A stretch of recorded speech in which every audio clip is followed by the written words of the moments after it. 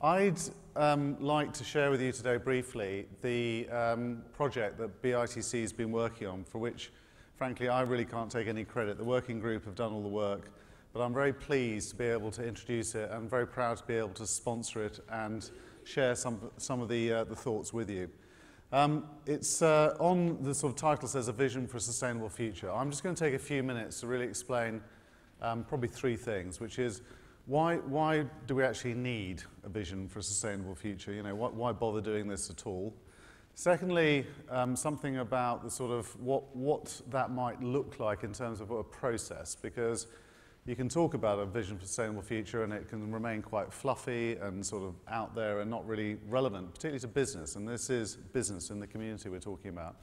So how can you actually engage? What's the process for doing it?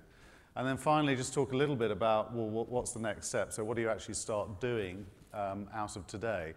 And I think the opportunity for us as a group of business leaders to make a difference in this space is enormous. But we do actually have to do something about it. And I think one of the issues occasionally in the sustainability debate, some of the things I've been involved with, is everyone's really comfortable with the words, and actually doing something is much, much, much harder. And what I would encourage you all to do is to figure out how you can actually do something practical, pragmatic that will change your business, as opposed to just have, frankly, a little bit of greenwash, a little bit of sort of, yeah, I've thought about this, and then you can say, all right, I've ticked that box, I don't actually have to do anything. So the challenge to the room today is, can you start doing something? Now, if we talk about the sort of three topics, first off, why do we actually need a vision for a sustainable future? And the project has been very much focused around the idea of what would life in 2050 look like. And the reason for talking about 2050 is it's far enough away so you can imagine a different world. If you go back even 10 years ago you could not buy an airline ticket online. The world does change more than we maybe realize year by year. And if you think about 2050, you can imagine a transformational level of change. You know, this world will be in some elements the same. You know, we'll still have some of our older buildings, some of our older institutions, but many things in the world will have changed radically by 2050. And if you can think transformationally, you can start to get away from some of the day-to-day constraints that we all have. You know, I look after a business that employs 80,000 people around the world. It's B&Q in the UK, but it's Castorama in France, B&Q in China, Koçtaş in Turkey. And what I really notice about my business is there's a massive amount of activity. You know, we are very, very, very busy. You know, we've got 6 million customers a week. However, if you think about a business in a transformational way, you have to think longer term and you have to think more radically, and you can actually make big shifts in a business as long as you get out of the obsession of the day-to-day every now and then. We all have to do the day-to-day. But the thinking transformationally, and think about your business, how could it be different? Now, the reason I was sort of talking about transformational shift is that we are on 2050 looking at very, very big changes. You look at the resource impact, you look at population, you look at, you know, the cost of materials. You know, it is a one-way bet. We're already at $113 a barrel of oil. We can actually look at most of our resources and say, you know, if we carry on consuming at a 3-planet rate, you know, 1 planet pressures will build up. And it's very easy in the sort of 24-hour cycle of a business to think, yeah, that's something we have to worry about later. Actually, I think as leaders, you need to worry about it now. Because if you don't think about it now, a business model that you take for granted will be destroyed. And a business model that may be a huge opportunity won't be found. And the difficulty for us as business leaders is you're trying to sort of imagine a complete paradigm shift, which I think is where we're going in the future. So we talked about this in the project. What's it like to try and imagine a future, very different sort of sustainable model? And it's as hard for someone who was sitting in an agrarian society to imagine an industrial society. I mean, how the hell does that work? You know, everything's about the land. And someone comes along and talks to you about this thing called a factory and different modes, you know, totally different resource inputs, totally different business models. Equally, if you're in, you know, a very industrial, you know, a Victorian mill, can you imagine trying to describe how a business like Google makes its money? It would have been gobbledygook to people in that era. So you're talking about a complete paradigm shift. And the other problem for us is we've got a particular model of capitalism at the moment which has developed, is very successful, and we have to find the next version. But when you're in this version of it, it's incredibly difficult. It's hard work to imagine what the next version would look like. And the analogy I've used a lot is to say, if you went down in the late 18th century to the slave owners in Bristol and said, good news, we're going to abolish slavery, don't worry, the economy will be all right. And they'll look at you and go, you must be nuts. Because it is the sheer establishment of a current model that makes it harder to imagine what the next model looks like. I'm actually incredibly optimistic about the capability of our human talent and ingenuity to imagine what a next future will look like. But it will be different, and it will require a very, very major shift to move away from a currently very high intensity, high resource use version of capitalism. But I think what we need to do is paint this positive picture, because one of the issues with the sustainability agenda more broadly is that it can quite quickly get into a sort of scare mode of it's all disaster, we're all going to end up in a cave, knitting our sort of loincloths or something. It's a very, very bad sort of do less, use less. And while there is no doubt, sort of being more efficient, using less resource, tick, I think we've actually got to go further than that. We've got to paint a picture of why the future for business and the future for the capitalist system, because it is the solution we're going to have to work our way through, has got to be something positive we can take people to and explain to people why that's a good idea. And what we've tried to do with the process, and there's been a major series of inputs from a very broad bunch of organizations, is to sort of start imagining and painting a picture of what that might look like. So if I can just briefly describe the process we've been through, is as opposed to trying to move maybe step by step and say, right, 5% better here, 10% better there, was actually go through a session of visioning a future. So you have to actually jump into the future and say, right, what would my business look like? How would it be different in a completely different model?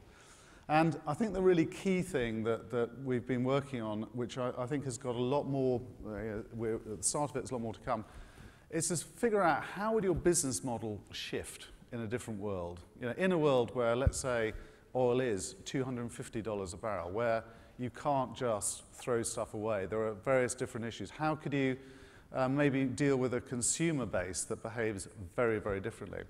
And when you start to think about the business model, for us, as retailers, we've had a very traditional business model, which is you tend to dig stuff up, turn it into product, put it in a very big shed, advertise it on TV, hope people come to you, and then they use the product and then they chuck it away. And somewhere in there we make some money, well, quite a lot of money actually, to be fair.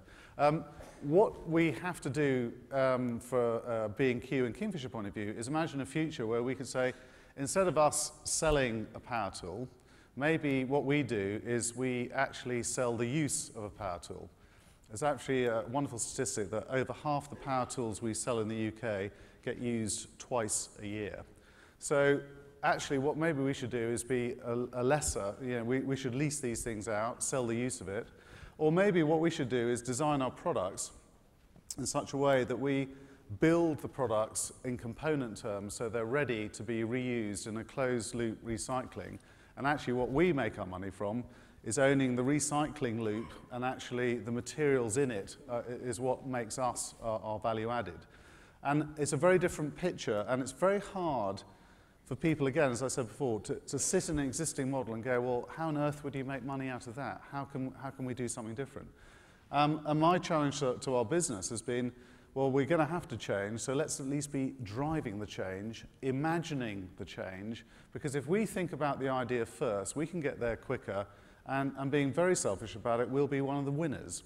I think the key idea in here is if you vision a future that's different, if you can think about a business model, so it's not fluffy, it's actual real business, you can actually create a viable future for your enterprise, and all of us want to run sustainable businesses which will be around for many years.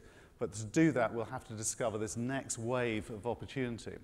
So what we've done is a series of workshops, a series of ways of encouraging people to think about a different scenario, a different world, And it's been really interesting for me from at least a couple of sessions I've seen, how businesses can go, okay, I'm in this business, now if you change my future, how would I work? How can I do something different?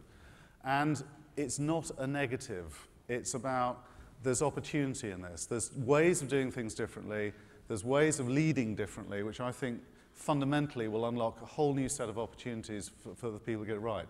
Now, we've got a short video which I just want to show in a minute, which is something that we'll make more broadly available, but it tries to sort of convey the idea that in 2050, we will be dealing with a different world. It doesn't have to be a negative world. It can be a very positive set of opportunities, but we have to take a leadership role in redefining our models to be fundamentally sustainable in a way that maybe we haven't had to address before now. So I'm going to show you this and then wrap up with a final slide. Can we run the video, please? The world is changing.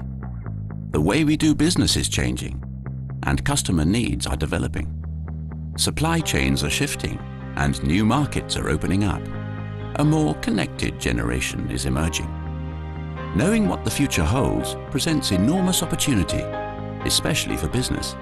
Thanks to business, we'll live in a more efficient world. Product development and cost models will shift because companies now own components throughout their life cycle. Our world will be increasingly connected, and with a global population of 9 billion, there will be opportunities everywhere. Through open sourcing, the citizens of the world will become your partners, innovating and co-creating your future products and services. People's lifelong health needs will be understood from birth. The businesses that capitalize on new health technologies will reap the benefits. Community pharmacy kiosks could offer remote MRI scans and diagnosis, reducing bottlenecks in doctor surgeries and hospitals. The cost of living as we do today will rise. This will mean a wealth of opportunities in delivering everything we take for granted in low-carbon, local ways. Retailers might move away from selling one-off products to lease-based models, where they offer a lifelong clothing service. The way businesses are evaluated will be based not only on financial performance, but also on environmental impact and contribution to the global community.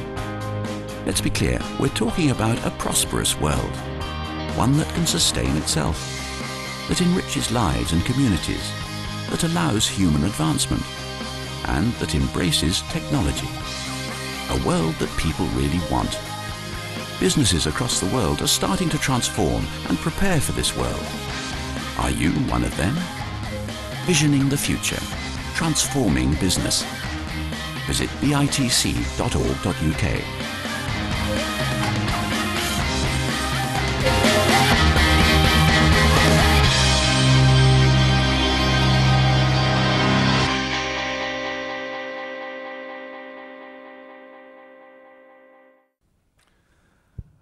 The point about the video is to say you have to sort of jump forward, and by 2050, I'm not sure I'm going to be technically around to see that, but I think we will see a very, very different set of models and a different set of challenges for business and a different set of real opportunities.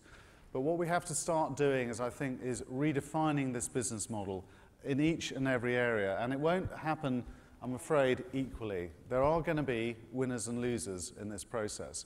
I think the exciting thing about what BITC is trying to do is to say, embrace this as a real opportunity because there is a leadership opportunity here. Now, we've started on this process with a group of companies, and I'd like to thank particularly Emma and the team at BITC, but all the companies that have contributed to it. It's still relatively early days, but what we have got is a toolkit and, if you like, a process that we can share, which is just help you imagine what your business model in whatever area you're involved could be in the future as a result of imagining the world differently. Now, I think, and I'm completely convinced, that the people that get this right early will be enormously rewarded in the future, not least because we have no choice. You know, there is no choice but sustainability going forward. There is, by definition, no future for an unsustainable business. So for us, the trick is, how exactly are we going to evolve? How are we going to move things forward? And let's do it, you know, proactively, rather than have the constraints forced upon us, and gradually find that we're being squeezed, as in whatever business you are, because of these pressures that will undoubtedly build up over the next 10 to 20 years. So what we've got, I think, is an opportunity. What we've also got is a way of starting to think about it. And everyone's solutions will be different, because this is not a one-size-fits-all. There is no simple answer. And going back to what I said about hard work, it's incredibly difficult to imagine the future when you're stuck in a present. And the more you can do to move away into that future model, the stronger your business will be and the bigger the opportunity. So if I could encourage you basically to do one of two things. Firstly, if you visit the BITC website on visioning, you'll find a lot more material about this. We'd like to get a lot more businesses involved in starting to think about their future. The other thing, and I know Emma Price-Thomas is here, what we'd like to look for is maybe up to 20 companies who we can work more closely with to really start to transform the idea of a new business model, a new sustainable, positive future, and work out how that would work for their individual businesses. So this will only really make any sense if we see some pragmatic, real business change out of it. And I think we're now at a point where we can actually start to see that to happen with a handful of companies and then move on and out. But if I could finish with maybe one thought, which is, if you're trying to imagine a business 50 years ago, it is very difficult. And you know, again, going back to my example, who could have described Google when you were certainly when I was growing up in school? The idea was inconceivable. We only just had computers. Look at the change that's happened in that time period, and try and fast forward it into what would happen in the next 20 to 50 years. And I think the big difference is that the global economic and resource issues are now becoming absolutely center stage. And you can try and put your head in the sand and say, well, this doesn't really happen to me and I'm just going to get through the next few years. Actually, I really encourage you, everyone in this room is obviously interested in responsible business, otherwise you wouldn't be here. But really drive the business to say, what can you do to lead this process? Because it's the leaders that will succeed. It's the leaders that will make money. And the leadership requirement here is to reimagine your business. And reimagining is not easy, but it's incredibly rewarding for the people that get it right. So to conclude, it's been great fun being involved with this project. There's a lot more to do. Please get involved, because I think here, particularly in Britain, and I travel around the world a lot, I think we've got a real edge in this whole area. I think we can really move our thinking forward. But it really requires everyone in this room and everyone in the businesses that you represent to get behind the opportunity and figure out how we can really create a vision for a sustainable future. Thanks very much.